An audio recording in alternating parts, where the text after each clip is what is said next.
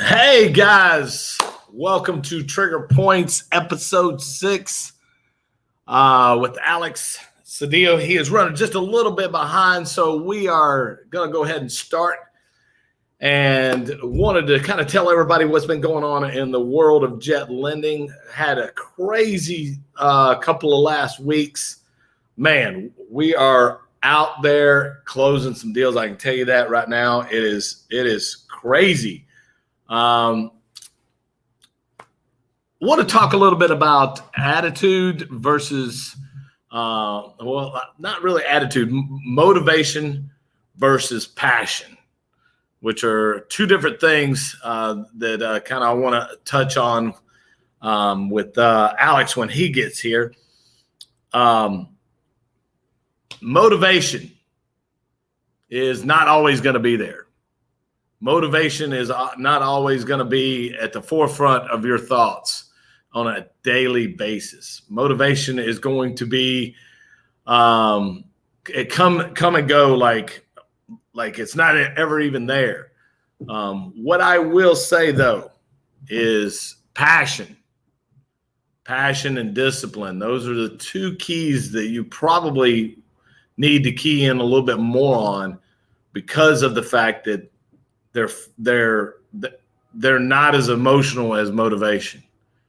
Motivation, there's days that you're not going to be motivated, but if you're passionate about what you really believe in, then I will tell you that is probably going to be better than any day that you're motivated. Just be passionate about what you're doing and have the discipline enough to get up and go do what you need to do every single day. So let's just touch base a little bit about what's been going on in jet lending's world. It's been a crazy month, and we've closed almost 20 loans with 24 loans with 3 days left. We should be hitting somewhere around 30 this month, which is good numbers, very good numbers. We're doing a lot of great things. I will tell you, hold on, I think here comes Alex right now. We got Alex? Yes, sir. All right, we got Alex. Alex. What's going on, brother? How's it going, man? Right. Hey, what's up, buddy? Hey, that's a pretty cool shirt. All right, everybody, we got Alex here. What's Running a going little on? bit late. Yeah, I know. I overshot it. I went to 2920. I have no idea why I thought the office was on 2920. And I went down, I got off, and I was like, wait a minute, this doesn't look familiar. Well, Alex, we're just kind of talking about motivation and passion a little bit with everybody, which I know you're a very motivated guy, very passionate. Yeah. But let me ask you, how you been, man? I've been doing fantastic, man. It's a lot of stuff life throws at you. You know, you always have challenges and stuff like that, as you're familiar with, stuff like that. So basically what I've done is to scoot in a little bit. To change, you know, it's a lot of it has to do with mindset. You know, changing your mindset and really going after stuff, changing and looking forward instead of backwards, because then that holds you back. It starts to create procrastination, and that's something you don't want to do. So I saw on Facebook some good news last night. So yes, Alex is now an engaged man. Let's all congratulate him. That is awesome. Congratulations. Thanks, congratulations. Appreciate it. How's it feel? It's actually more fuel, more fire to the motivation and things that I want to accomplish and build. So awesome. It's just wanting to build that kingdom and really getting it going. So I'm excited about it. So let's so I know we talked on the phone a little bit. Let's talk about how you got your start in real estate. You know, the kind of the theme to the show is always, you know, we want to help new investors or anybody that watches, you know, kind of grow their business and grow to achieve financial freedom. And we talk about fitness, we talk about all kinds of stuff, just the whole approach. Speaking of fitness, man, you're looking great. Like last time I saw you, like last week, I was like, dude, you're like completely changed. There's so much lot thinner and stuff in the face. I mean, you could tell. So you've just like lost so much weight. Well, I've lost 43 pounds now, total 43 pounds. I'm not stopping till I'm actually trying to eat more so I can gain a little bit more. Really? So I can gain some lean muscle mass. But yeah. So how'd you get your start in real estate? What did you do prior to real estate? I was actually in insurance. I was an insurance broker, licensed insurance through the state of Texas, and I was doing what was I doing? Benefits, health benefits. Okay. So I was doing that for a minute. I was on the insurance side doing HMO. If you know what HMO is, I do know what I know you're young, so I don't know how young. Well, I'm not that young, but I do know what HMO is. So HMO used to be the thing back in the day, and so what I did was I did HMO. I did on the enrollment meetings and everything, and then that particular market started to change. And so they started changing products and whatnot, and the company got hit, and they ended up exiting the Texas market. So I was one of the last to be employed with the company. And then I went on the broker side. So it was difficult because you don't have a book of business, this, that, and the other, whatever the case is. And that speaks to integrity because they're trying to tell you to bring on the book of business. It's like you sign an agreement, you sign an agreement. It's all about your word and integrity, right? And so I did that for a little bit. And then what I did was I started to, I got into the broker side, started selling the products for employer benefits, working with a couple of brokers as an independent. So it's kind of like, feast or famine. You got to go and, you got to take something down because you're not on a salary. You're all commissions. Yeah. So that's a big thing for anybody jumping into this side of the business, where you got to have that mindset to jump onto this side and understand and recognize you got to wake up early. I mean, to this day, even with everything that I have, I still wake up at 5:30 every single morning, Saturday and Sunday, every day. I used to be like that. I don't do that anymore. After 21 years in the military, I've taken a little break. I get up every morning at 6:30. But I mean, that's far better from what I used to get up. Yes. I mean, I get up every morning around 6:30, 6:45. I'll sit there, check some emails, to kind of get my day started or what I got to do. Mental Rolodex of I've got to do this, this, and this. And then I plan out my day, and then I usually get up, take a shower, drink some water, and start rolling out. Nice. So you were in insurance, and that didn't work out, and you were like, well, there was some challenges, right? So the biggest thing that changed me was one of the companies that I worked with, big, huge outfit, nationwide. It was a PNC company for the most part. We did do benefits as well, healthcare, and they got their hand caught in the cookie jar. So there was a couple of things. This was back in '97, and we had kind of like a correction with the .com and everything else. So my 401k went to crap. I lost 62% of my 401k. I literally got a statement, and I actually have a copy of one that they just sent me, and it was like the share value was like $3.63. That's a lot of money. I was furious because I lost all that. I was heavy on the aggressive side. That's motivating. And so I was just like, you're talking about the government and everybody telling you put all your money in the 401k, and not to knock them. I'm sure people have done well with them now, whatever the case is, but apparently it wasn't mine, and mine was very aggressive, and I lost everything. And then the stocks that I did have the money I was investing directly, I lost all of that. So it was like, and I was like, you know what, I'm just going to yank what I have left. I'd rather go to Vegas, put it on black, and let's, and at least I get a free drink. I get to enjoy it, instead of these guys taking my money, and let's go. So I then started really looking for, I'm doing insurance. Where can I put this money and seed it into some other business?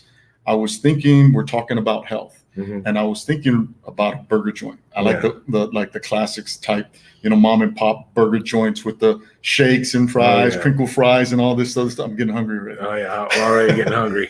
So I was doing that, and I was looking at different options, and I started learning and researching about starting my own business, what kind of business to invest. I was looking to be a passive investor, business owner versus, you're doing this stuff every day. I got you. And then I found the Rich Club. I don't believe they're around. It used to be a nonprofit organization, top 3 in the nation, 2 and 3 in the nation.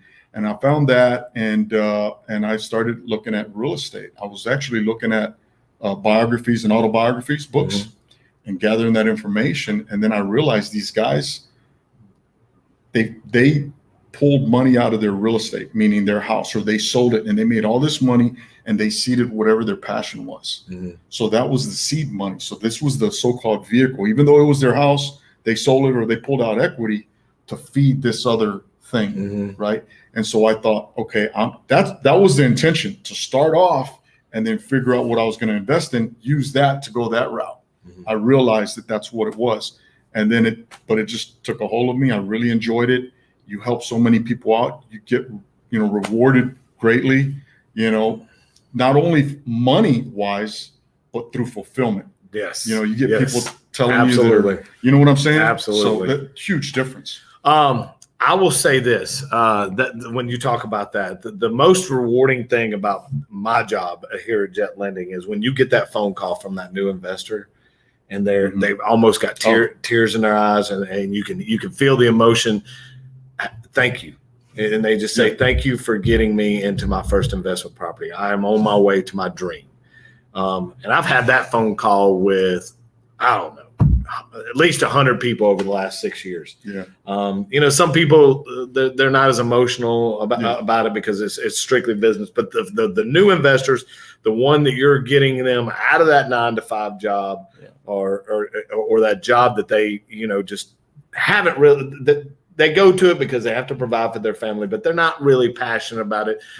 They don't really love it, but it's putting food on the table. It's providing for their families, and that way they're not sitting under a bridge somewhere, Right. But they know what they really want to do is have passive income coming in so that they can achieve financial freedom. A lot of people jump into this business looking at it from the money standpoint rather than the passion. Some people jump into it from the need, because this is one of the easiest opportunities in businesses to get into. Literally, I got into it with even with the other stuff that I did, I put in investment. My initial investment was $500, and it was I think it was at a Luby's or something like that with the coach, my coach at that time.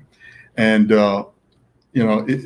when you look at like what you're talking about, these guys coming to you and being grateful for you helping them out, and I'll speak to this because I've known Johnny and Eddie since I think it was like 2000, 2002 or something like that when you first opened.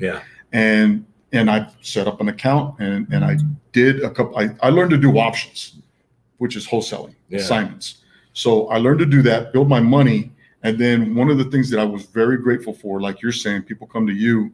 My gratitude was that when I talked to Eddie, he'd look at my deals and he'd tell me what to look out for on the renovations. And he does, whether y'all not know this or not, he does that with every single property. It's a loan committee, whatever you want to call it. We sit down and we discuss every single property. And he will tell you, Rob, you need to let your client know this is what I'm seeing. Some clients don't like that. Some clients do. Some clients, oh no, you must be out of your mind. Well, I've got an experienced home investor that's closed over 2,000 deals that's telling me that this is what to look out for.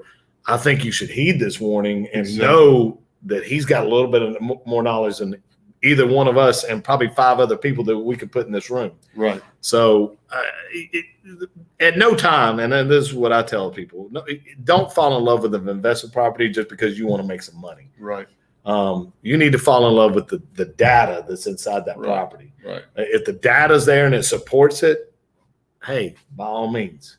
And that was one of the biggest things, me getting into this business, because when I got into this, I've always looked at my numbers differently because of the insurance side. So I'm risk averse. I look at various angles going in as well as what the exit strategy is. So I've learned over my going on 23 years now in the business. I started in 99, and to go out and learn this one strategy, bring it in and start doing it. Then I go out and get the next strategy, bring it in and start utilizing it. versus all the shiny things, and you're just jumping on all these different things, and you're not utilizing it, and it doesn't make sense, and you're just going to all these trainings and stuff without really growing. And that was one of my biggest things. Talking to Eddie, my coach at the time, he's no longer here, he's not around anymore, but I mean, those are the guys that were like, I mean, it was one of the things that I was grateful for him too, is that it's like Eddie. You break it down into details. So I'm very structured on the details and being methodical with the options on the front end, the back end, the flow, everything. And so he was like that.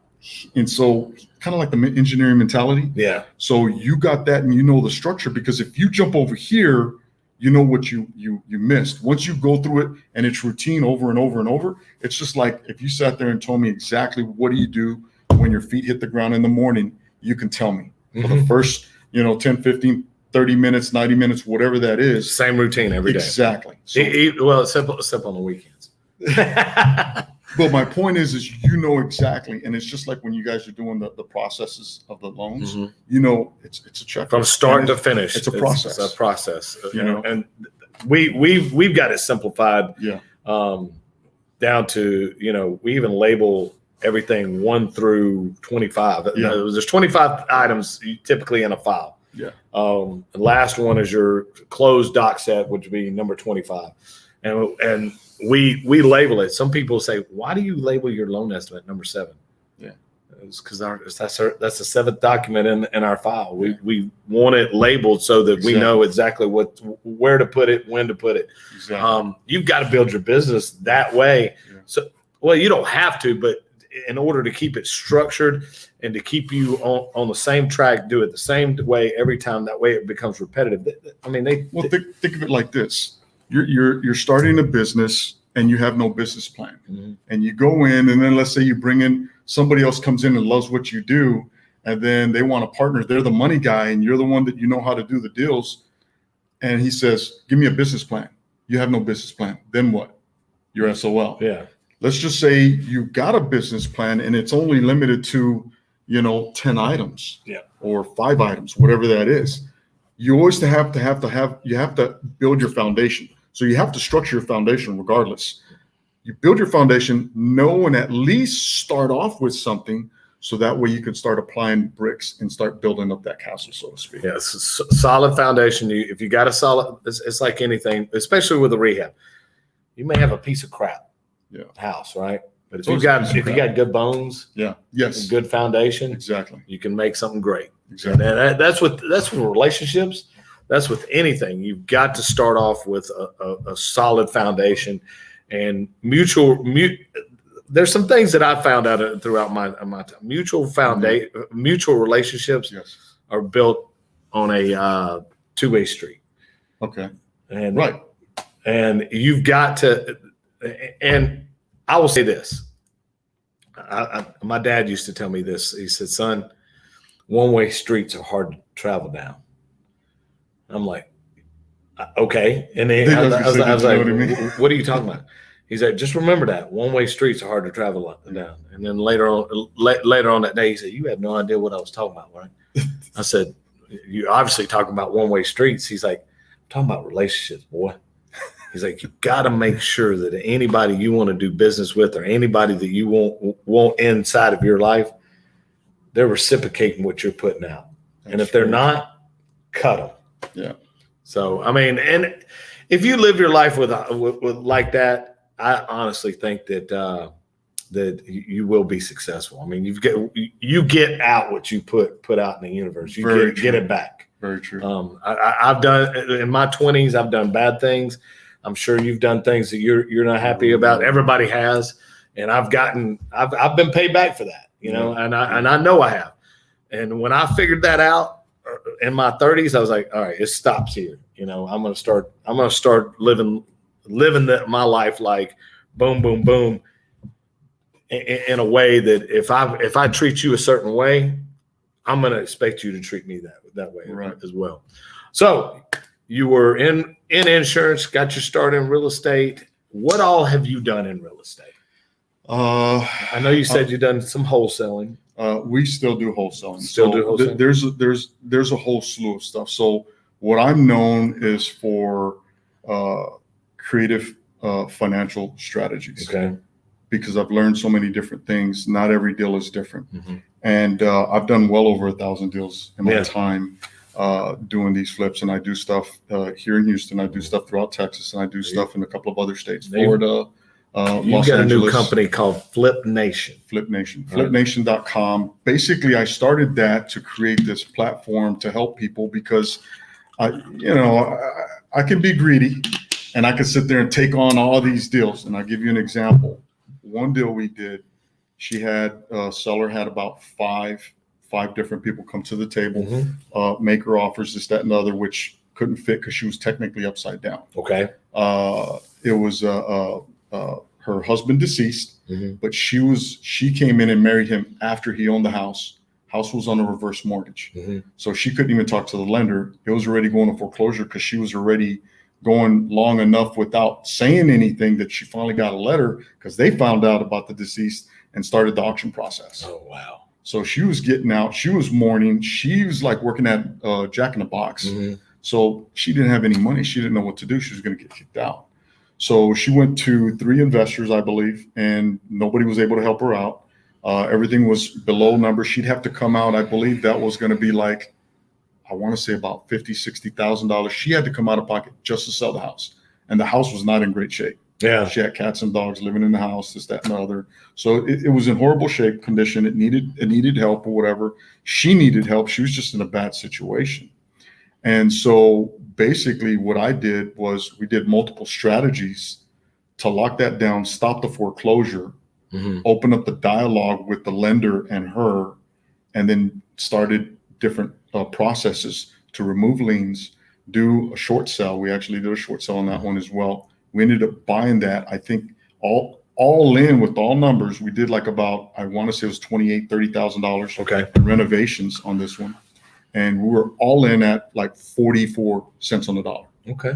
Buying everything. Kind of like one of the deals we did with Jet. Okay.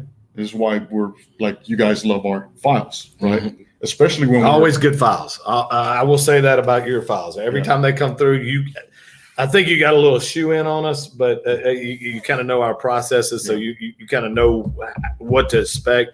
It's never a difficult process. I mean, sometimes we disagree on ARVs, but hey, it is what it is. I'm not going to win every deal, and I know that. Likewise. And I mean, I've literally I lost a deal yesterday to another company, and we could talk about that for a second. I'm not going to mention their name. I'm not going to give them free advertising, but I'm going to say this. This company is not ordering appraisals. Let me ask you, how do you feel about that? I think it depends. Like if it's for me, I'm not worried about it because I know how to look at the appraisals. I actually took classes. It's a brand new investor, by the way. Oh no. As a lender, I wouldn't do that unless I'm lending at, I look at it, I spot check it, I go and walk the property, and I know he's buying it at 40, 50 cents. But you'd have to go walk the property. Oh yes. Yeah. You'd want to go put eyes on it, right? Yeah. I'm going to tell you this, guys. Appraisals, I mean, it's a big thing. It's a big thing. It helps you look at stuff that you might not even see. You've got to understand that there's companies out there that are always going to promise great things, wonderful, awesome things. And I'm going to touch on this just for a second. We'll get back to Flipco. This is just something I wanted to delve into today anyway. An appraisal is very, very good. And I will tell you why. One, that appraiser is going to find something on that property that either A, you didn't know, or you couldn't see even if you walked it. He's going to know something about that area because we used designated appraisers for designated areas. Like I'll say Herb Jameson. Yeah. Anything that's inner loop 610 heights, those big nice areas that are $1 million homes or 500,000 plus. He's an expert at it. He knows that area. We don't use anybody else but him on those properties unless he's not available. And then we go with we got Al Torres. He's very knowledgeable as well. But Al's got a great knowledge of like all of Houston. But Herb Jameson, he's got a great knowledge of inner circle of 610. He knows the ground. He knows the ground. He knows the dirt. He yeah. knows the trends. He knows the schools. He knows the elementary schools. Like if you're in this neighborhood, yeah, and it's split between two different elementary schools, your property value is $10,000-$15,000 more. Yeah. That's how dialed in he is. Okay, and that's how he knows. That's important for you as an investor to know. If you're getting into a property like that, you want to know, hey, it's not in this school zone. This is the reason why this property is devalued. And people that go and say, okay, well, but I'm getting better rates and terms. Fine. Those companies have come and gone. In my 6 years, that's true. 6 years of being here at Jet Lending, I have seen hard money companies that come out with the best and greatest thing in the world, and they've washed up because they didn't protect themselves. And you as a business owner, I know you protect yourself, correct? Oh, without a doubt. Exactly. So anyways, tell us a little bit more about Flip Nation. Flip Nation. So Flip Nation, like I said, I mentioned this. I just started. We just set up our website, so it's up and live. I'm going to be doing a lot of free videos on there, just stuff where we're walking properties, trying to share information and help people out, because I think there's gurus, not to talk anything about anybody, because I've spent my money. I've spent over $500,000 in my education in the business and different strategies. And I'd probably say a good chunk of that is on the commercial as well, because I buy commercial. Well, commercial is a little bit different. You need to be educated. It's very different. Right. In this side of the business, it's like playing ball. You get on first base a lot faster. On the other one, you're always swinging for the fence, and it's a little bit different. You don't close as many deals. You don't turn as many deals on that. You get a lot of base hits in single families. Right. Base hits, doubles, and some home runs. I mean, we do a couple of home runs every single year. Yeah. That being one of them that I just mentioned to you.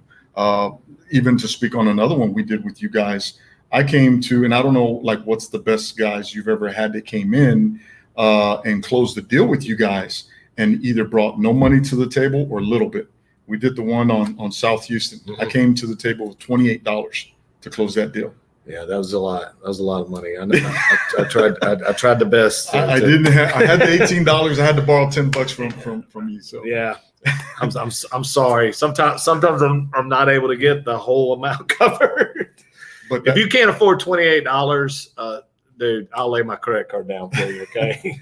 So that was a great deal. But to speak about Flip Nation, all the things that I'm looking to teach and help people that I've gained my knowledge, but not just necessarily knowledge, because there's a lot of guys out there that are teaching this stuff, and not to knock anybody, because you could still gather information from somebody. Just look for the nugget, but also recognize that there's a difference between knowledge, somebody that goes reads a book and trying to sell you on something, and execution. Well, not only execution, but actual experience. Yeah. That'll sit there and tell you from A to Z. That's what I meant on execution. Are they executing what they're preaching? Or are they teaching A to Z, or they're teaching you just the beginning part, and then you have to come back to them to partner with them and stuff like that. So, I mean, I'm here definitely to partner with guys and kind of get some things going. I know who this is. I guarantee I know who this is. Let's see here. I bet you I can guess who this is. South Seas. I'm guessing that this is my buddy. Oh, nice. 0 out of pocket. Yeah. Sweet. I'm pretty sure this is Alberto. Am I correct? For some reason, I've got to figure out why it does not show the name of the Facebook user. But anyways, yeah, I think that's who that is. But anyways, yes, 0 out of pocket. Yeah, and so you got me beat. Yeah. I will say this: there are a lot of deals that I do on a monthly basis. Yeah. That clients are 0 out of pocket. Yep. See, I knew it. Yes, it is my buddy Alberto. Thank you for watching. I still owe you more of an apology, and he knows why. I'm gonna take him to lunch, and actually, I'm gonna get him on the show too. This guy, I will tell you, he is killing it. Yeah, he's killing it. He has done 4 deals. Yeah, and he just did his first wholesale deal. He's been a landlord. He's been a flipper so far, and he just did his first land. So I mean, he's taking his knowledge and moving it through as well. So that's really good. Yeah, and he watches. He's doing a lot of homework, just like you said. But let's get back. Just jump in and get in, and you start going and you start looking at everything. And if you understand like how to be methodical and checklists and processes and this, that, and other, you kind of create your own based on what you see in that process. So that's kind of like with FlipNation. Like everything I do has checklists. Yeah. And it's a flow. It's a process, right? It's, you don't deviate from these numbers. You don't deviate from this process, whatever the case is, because that's what protects you, from you getting your rear, handed to you. Your rear end handed to you. Right. So, so we have to stay safe with that. Okay. So everything from short sales to, what we do is we do strategy stacking. Okay. Stacking different strategies on the front side, sometimes through the process. It depends on what the deal looks like. And then on the back side. Whereas a lot of these guys, I've talked to people when they come and they're like, they could only offer really one or two different options to a seller. And like this other deal that we were able to do, she was technically upside down. Now there's multiple things that, you could sit there and throw out somebody else to help you to do the short sell, but there was other things that were still tied to, and, she didn't have any money. As an investor, it doesn't make sense. Mm-hmm. And then it kills your deal, right? So either you learn this, this, and you know how to do this. So this is one of the things with FlipNation. I want to be able to teach people and share, because I've been at this for a long time. I really enjoy. So this is kind of a form of me giving back and really sharing my knowledge in depth, how to go do this, how to convert more deals, how to close more deals, how to start from zero money out of pocket, so to speak. You're going to need some gas money and stuff like that. But, how to lock up deals, close deals, run them through the process, and then be able to close those. So if you don't have any money and you're trying to get started, you start building your business capital this way. And this is the structure of how to do that. This is kind of like a timeline working process, using resources like yourself, especially quality resources like yourself and Eddie and stuff that are going to help you stay the track and not fall off. Because there's some guys that sit there and I see that they might, come to you guys and they flip a deal and they make $10,000, but it took them 6 months to close the deal. Mm-hmm. Oh yeah, it happens. Divide $10,000 into 6 months. You gotta go back to McDonald's or something, right? Go get a job. Doesn't work. So some of these things, my thing is to change people's story. Yeah, I want to help flip people's story. That's basically the concept. Flip their story from scarcity to abundance, mindset, like you talk about, health, if that's the case. I think it's important. It's an important component. And then to be able to do this so that way they could, for those people that sit there and appreciate you and come back and they're grateful, those are really the guys I'm looking for that really need the help, that are committed to this. So that way, I don't want somebody just wasting my time. They come and take a course and then they go to some, that's fine if that's what they want to do, but really I want to impact, somebody's life for their families, for their wealth, for their legacy. Yeah. And that's really my number one thing on what I want to do here. That's kind of like my next big challenge in really creating FlipNation, bringing other people like yourself, other people that have changed their life, how they flip their life. And we'll be doing podcasts like this as well to just share that information and how they could use this as a vehicle to transform their life and flip that story. I think out of any success story out there, you've got a great one. Thank you. You've been in this business 20 something years. That's hard to do. Stay in real estate for 20 years. Yeah. You get your teeth kicked in a couple of times. You get your teeth kicked. I've had my teeth kicked in. Just in 6 years here at Jet Lending, I've had my teeth kicked in a lot. There's disappointments. There's days that you're like, I can't do this anymore. Yeah. There's days that you're like, you know what, this was an awesome day. And then there's days that you're like, I can't do this. It's just too stressful.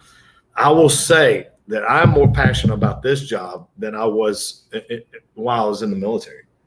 I will tell you this. I loved being in the military. It was fun. Working with soldiers and being a leader and all that stuff. But this is more rewarding than actually serving the country. And the reason why is because working in my job or at Jet Lending as the director of loan operations, as a loan officer, when you get people through the door and get them on the other side and they say, man, that was easy. Yeah. And you're like, it requires work. It's actually easy. Yeah, it's easy, but it requires work. Yeah.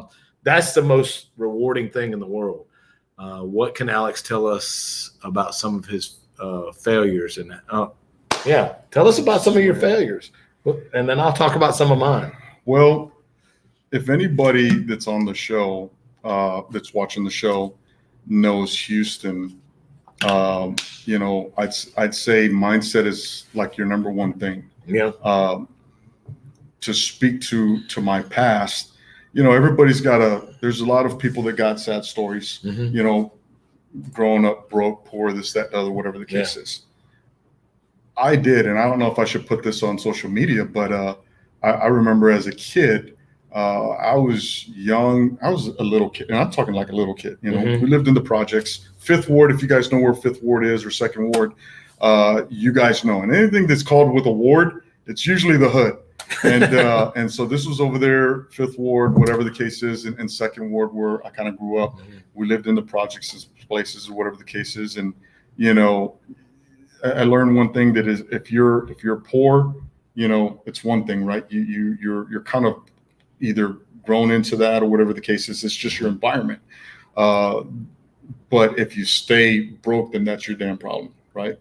Because you're not doing what you need to do to change your mindset. Like, one of the biggest things that I learned is you got to guard your mind, like freaking have some warriors, have some guards to really protect your thoughts. You got to guard your mind. You got to put guards at your mind at what comes in with social media, with the news and all this stuff, and really focus on what you're grateful for and what you want to accomplish. Everybody, you woke up blessed today. You're watching this because you got a heartbeat. Yeah. And you're breathing, Yeah. And you have the opportunity to go out and fight today to go after what you want. And if you don't do this, it's not just your problem. It's the consequence of your family, your kids, your wife, you see what I'm saying? Or the potential of what could happen in the future, even if you don't have these things now. Exactly. If you don't set your mind right and your mindset today, that tomorrow I'm going to be a better person. Tomorrow I'm going to be at least 1% better than I was yesterday. Well, better yourself now for the right opportunities that come. You're going to be ready for those opportunities. Yes. Right. Well, I will tell the audience, I don't share this much with anybody. And this is one of my hugest failures that I consider a win. Yes. But it was one of the weakest moments in my life. I was on recruiting duty in the Army. This is probably the best thing that ever happened to me. Okay. And it's going to sound. It usually is. Yeah. It was the worst and the best at times. Let's just put it that way. Okay. Yes. I was a recruiter in the Army, and I'd been on multiple deployments. I was it's called a TLA assignment, which recruiting is. You're non-deployable. It's basically where you're down for 3 years, right? That way you can kind of get a break from deployments. And I've been on multiple deployments. Second year going into recruiting, and I was at a point in my life that failed relationships. Ever since I was a little kid, I wanted to be a dad. I wanted to have a family. Another failed relationships. I was getting into my mid to late 30s, and I had thoughts. I had suicidal ideations. I did, and I said to myself, "Okay, look, there's a future. I know there's a future. I know what I'm thinking right now is wrong. I know what I want to do to myself is wrong." I self-referred myself to a hospital in San Antonio, And it was the best thing that ever happened to me. There was a lady there that was my counselor for 45 days. I was in the hospital down there, and there was a lady there that totally changed my outlook on life. Totally, within 45 days, I came out of there a total different person. Talking about boundaries, talking about setting boundaries with relationships throughout the whole thing. She's like, boom, boom, boom. This is how you got to lay it out. She's like, I can't, everybody that comes to me usually is successful. And she taught me more about, conducting yourself and coping mechanisms and stuff like that, and setting boundaries with relationships. It's more important to set boundaries with relationships. Like, hey, this is what I expect, up front. Right. That's okay that you can't meet these expectations. Right. But this is what I expect. If you can't meet these expectations, at least I know up front that you're not going to. Right. And then now I know how to deal with you on a one-on-one basis. Yeah. You have to set your life up like that. Right. And that was one of the biggest failures that I consider a 100% win, because on the other side of that, I came out a better person. Do I have weak days? Yes. We all do. Yeah. Do I have moments that I had back then? Never. Because from that day forward, I set a path. I started working out, started going to the gym, started you changed your habits. Changed my habits. You started doing this religiously. So you created a discipline which converts into conditioning, and that changed and transformed your life. It did. And then got you to the next level. It did. It got me to I got promoted. I got moved up. I had some great jobs in the Army. My mindset was set. Never did I blame anybody else for my failures. I was always like, okay, I failed at this. Next time I'm going to do it better this way. I learned from my mistakes instead of making the same mistakes over and over again. Exactly. I learned from them. I moved forward. Now, we talked about losing weight. Now, I got married. I got comfortable. I stopped going to the gym. I lost focus on Rob Trigg, and what I really enjoy doing, and that's going to the gym and staying healthy, staying fit, all that stuff. And I said, okay, hey, look, you made all this progress in the Army, and I looked at a photo that my wife had taken at my daughter's first birthday, and I looked at it. I was like, what the fuck? Excuse me. I said, who is this guy? I looked at it and I was like, who is this guy? And I said, okay, time to get mindset set back in the right direction. And from that day forward, I was like, boom. And so once you've got that rhythm and you've got it down, it's easy to get back into it. Yeah. I'll speak to two things real quick, related to this question, because I'm really pondering this and with what you're talking about. You have personal challenges. Mm-hmm. One of the things that I had a challenge every day when I first started this was that I was so excited about learning. I go to a boot camp, or I'd learn the class or whatever the case is. And then I'd go in and tell my family, and everybody would that's for rich people. That's for this, that, and other. Yeah. Dude, you're broke. You're, this, that, and other, whatever the case is. There was a joke going on with some friends that we used to go and hang out on the weekends all the time and have drinks in the garage and just drink, right? And then, we talk, it's like, what's going on? And then I'm telling them about stuff I'm excited about. I did this, I'm learning this. Mm-hmm. They're like, dude, you go to so many of those damn, boot camps. You go to more boot camps than I change underwear. That was a joke. Like, dude, that's pretty bad. And, but my point to that is to sit there and say, you're going to have challenges both in business or in your career when you're trying to make that transition. You're going to have a lot of roadblocks that are going to come up. Mm-hmm. And the idea is to step back and look at who do you know in the business that you can go to and either ask for advice and or mimic and gather some information to how to go over, under, around this particular challenge. 1, 2, your personal life. You're talking about your personal life, right? is to step back and spend time alone. Mm-hmm. At least that's what I've done. And for me, you find all the shit to sit there and blow up your stuff. And it's the self-negative talk, the guy that's telling you why you're a piece of shit, why you're worthless, why you this, that, and the other. Got all those reasons. That whole freaking crew is right there ready to freaking drown me and bury me and everything else, right? But when you spend enough time and you sit there and you really look at stuff, I mean, there's some things, some huge things that's happened in my life you're probably familiar with, about the massive heart attack that I had, right? That'd be another day for that time to really talk about that, because that's a long story a little bit. But nonetheless, when you get challenged, and life comes at you with stuff, then it's kind of like, how do you sit there and step back and really try to figure things out? You step back, for me, and really find solitude within yourself and learn to appreciate yourself. That's awesome. You said that. There, when I did go self-refer myself, the lady said, for 1 year, you're not going to date anybody. This is my mission. Yes. She's like, you're not going to date anybody. You're not going to pursue anybody. You're not going to do anything. Yeah. I was like, a year? She's like, yeah, you're going to go eat by yourself. You're going to go to movies by yourself. You're going to do everything by yourself. I've done that before. It's and embarrassing. She's like, I'm like that. She's like, no, you have got to get comfortable in your own skin. Yes. Being by yourself. Right. She's like, you don't like being by yourself. And I'm like, no, that's not true. She's like,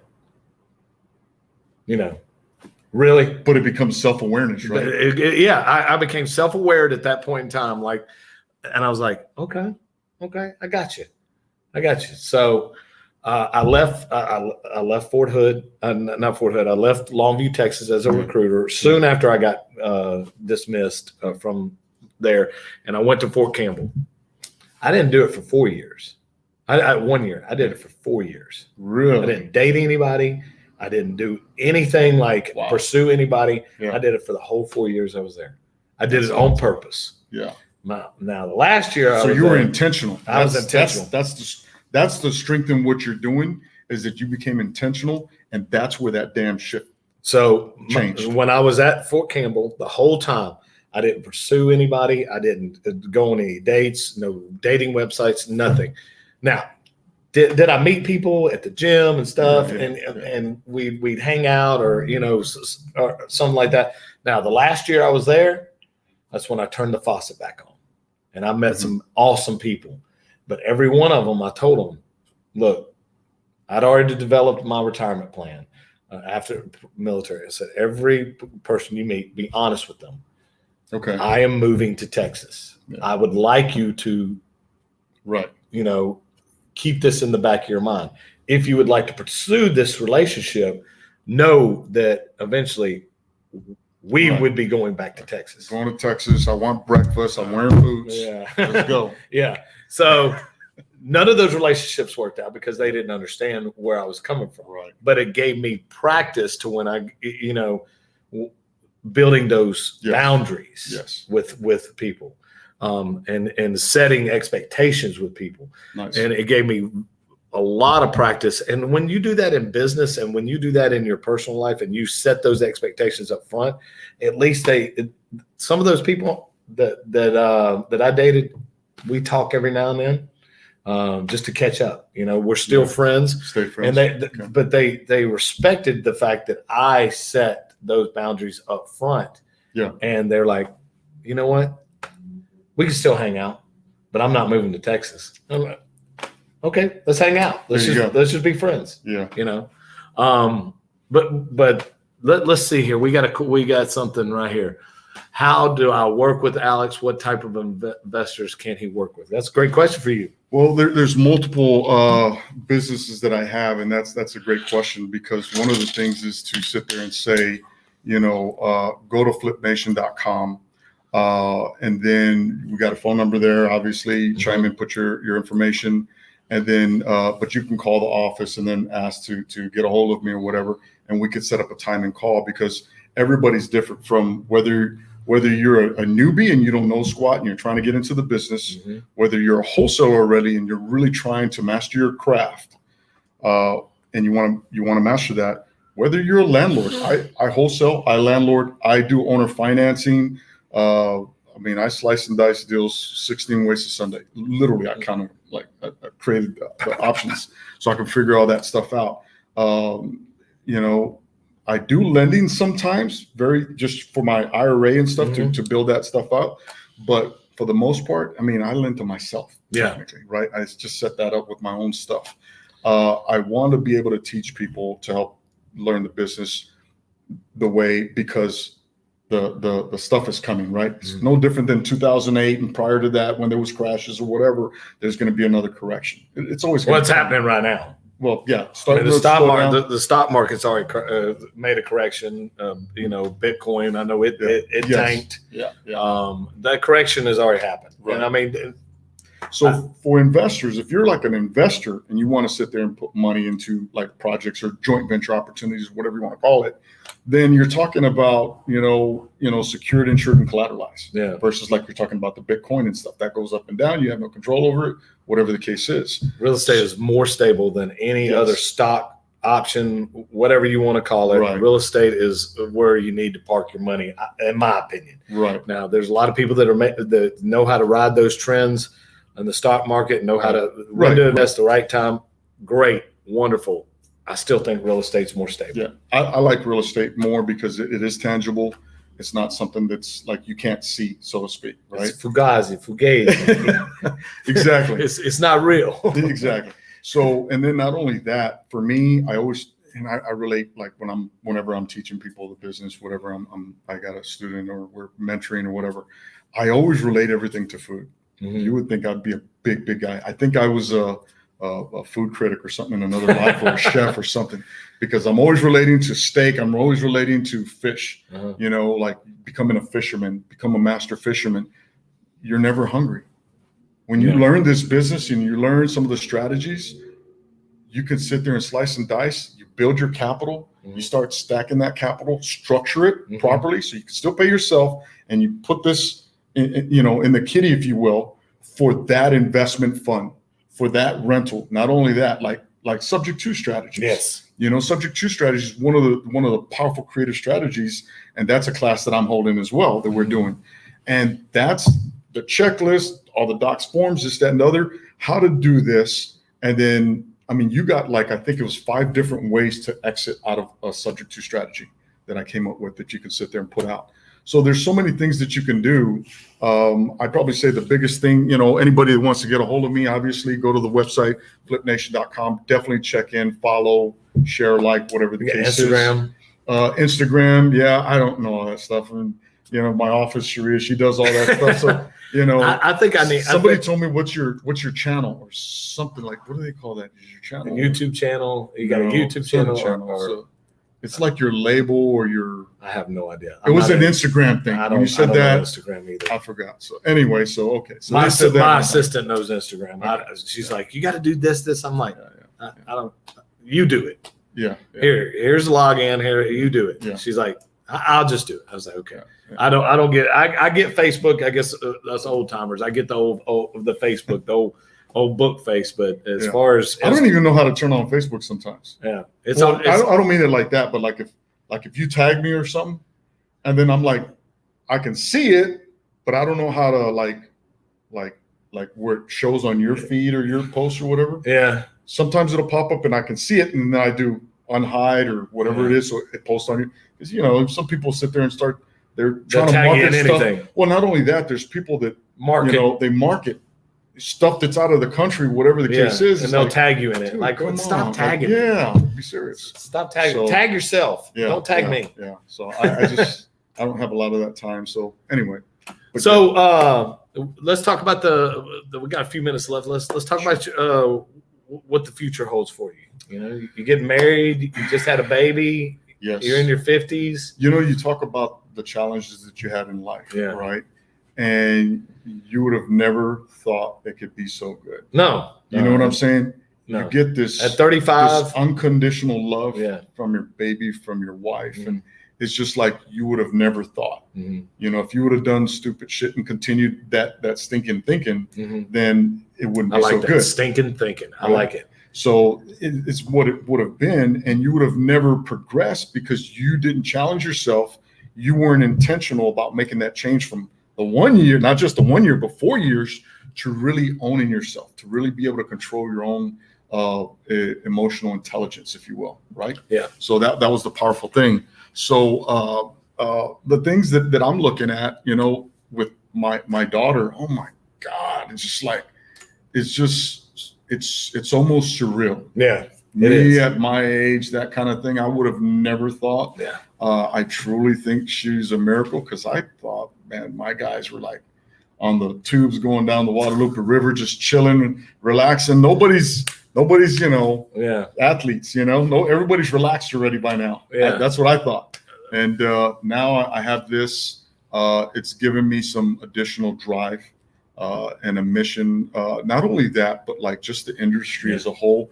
I do want to try to help and impact people's lives, you know, through helping them. And then maybe there's reciprocal, where they might come across a deal and they say, hey, let's joint venture on this deal, whatever the case is. And that's kind of some of the stuff that I'm looking at, and really just serve. When we're talking about the challenges and stuff, one of the things is that I learned is that when you're in your own damn head and you got the stinking thinking and you're just thinking about negative and why me, this, that, and other, whatever the case is, I've learned to shift and try to serve others, and that goes away. And then like your universe just changes, and things just start to transform for you. Well, during that 4 years that I took a sabbatical, or whatever you want to call it, I got really comfortable being by myself, like really comfortable. Yeah. I mean, I went to the movies by myself. I went and ate dinner by myself. I'd sit at the bar by myself.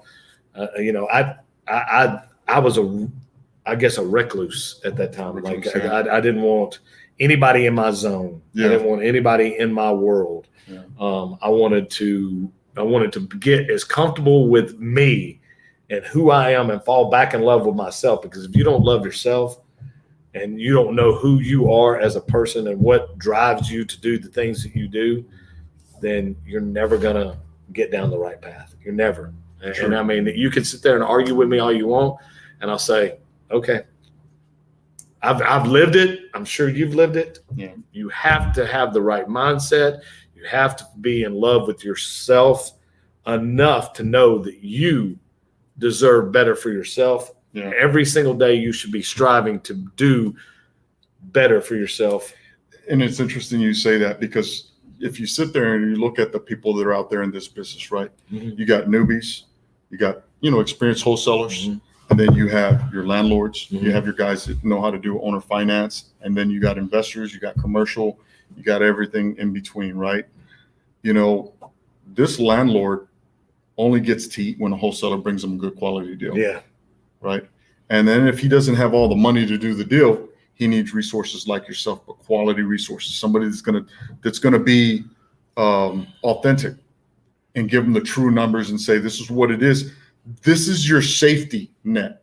You know, this is why we do what we do. This is what you serve, right? So that's kind of my input for Flip Nation, to sit there and say, you're a landlord, go learn how to do some subject to strategies, so that way you can learn how to flip more deals, because you can do short end flips with stuff like that, and not have to worry about that. Or you want to build your rentals as a landlord, right? So there's multiple things you can do as a rehabber, as a landlord. I mean, even as a wholesaler, you're only as good as your own deal. You've worked at wherever you got a job, right? You work for somebody else. Now you're doing this. You just created another job. Yeah.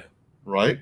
So if you want to sit there and build true wealth, it's, you know, looking at, you know, people like me that teach the business to really give you the foundation of the structure and how to build this.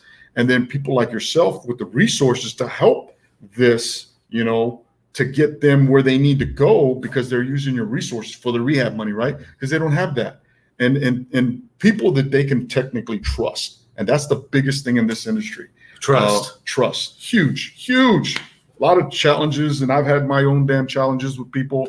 You know, you partner with people, and once they see the money, they get greedy and they want to go do it themselves.